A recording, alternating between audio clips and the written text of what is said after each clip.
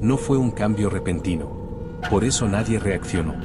El cielo no se volvió rojo como en las películas. No hubo explosiones, ni alarmas, ni advertencias. Fue más sutil, más lento, casi imperceptible. Primero, los colores dejaron de sentirse reales. Luego, la luz empezó a pesar. Y finalmente, el silencio. Un silencio que no era ausencia de sonido, sino presencia de algo más. Algo que escuchaba. Caminaba sin prisa, sin destino, como si mis pasos ya estuvieran decididos. El suelo crujía bajo mis pies, cubierto de ceniza fina que se levantaba en pequeñas nubes. Cada respiración raspaba la garganta. Había cuerpos. Muchos. Pero no estaban desordenados, ni en posiciones de huida. Estaban quietos. Como si hubieran visto algo y entendido. Intenté recordar cuándo empezó todo, pero mi mente evitaba ese momento. Como si recordar fuera más peligroso que ignorar. Entonces me detuve. No porque quisiera, sino porque algo dentro de mí lo hizo. No escuché nada. No vi nada moverse. Pero supe que ya no estaba solo. Esa certeza no vino de mis ojos, vino de algo más profundo. Como un recuerdo que no era mío. Levanté la mirada. Y ahí estaba. Una figura alada, de pie entre restos de huesos y sombras.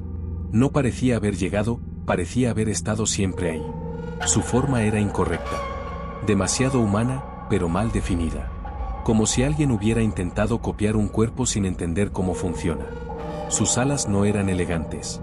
Eran pesadas, desgarradas, con membranas tensas que dejaban ver grietas oscuras por dentro. Y sus ojos no brillaban, no reflejaban, ardían hacia adentro, fijos en mí.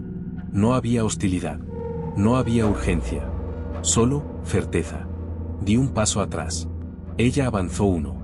No fue un movimiento rápido, ni agresivo. Fue preciso. Como si ese paso hubiera ocurrido antes de que yo existiera. Sentí el impulso de correr. Pero mis piernas no respondieron. No era miedo. Era algo más, como si escapar no fuera una opción real. Y entonces, el cielo cedió. No se rompió con violencia. Se abrió. Lentamente. Como si siempre hubiera sido una superficie delgada, ocultando algo inmenso detrás. Una grieta se extendió en lo alto, dejando ver una oscuridad más profunda que la noche. El aire cambió. No se volvió caliente ni frío. Se volvió consciente. La presión en mi pecho aumentó. Y desde esa apertura, algo empezó a asomarse. Primero, los cuernos. Enormes. Antiguos. Curvándose como si sostuvieran el peso de algo invisible. Luego, la forma. Difusa al inicio, pero cada vez más definida.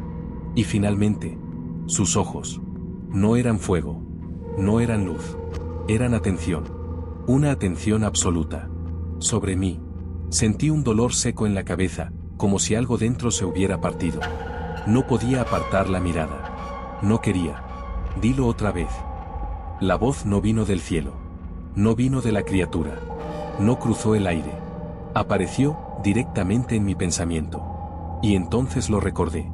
No porque quisiera, sino porque algo me obligó. La noche anterior. Mi habitación. Oscura. Silenciosa. Yo, sentado en el borde de la cama. Mirando al suelo. Con esa sensación de estar atrapado dentro de mi propia vida. Y hablando. No en voz alta. Pero con claridad. Si alguien está escuchando, sáquenme de aquí. No me importa cómo.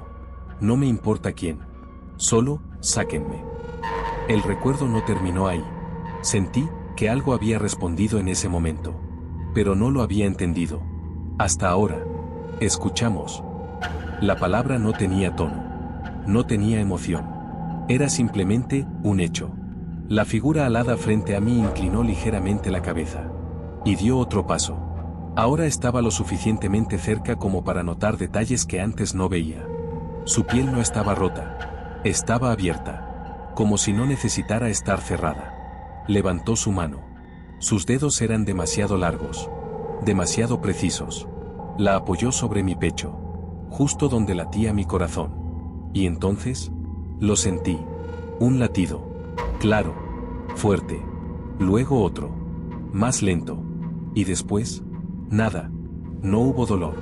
No hubo caída. No hubo oscuridad. Solo ausencia.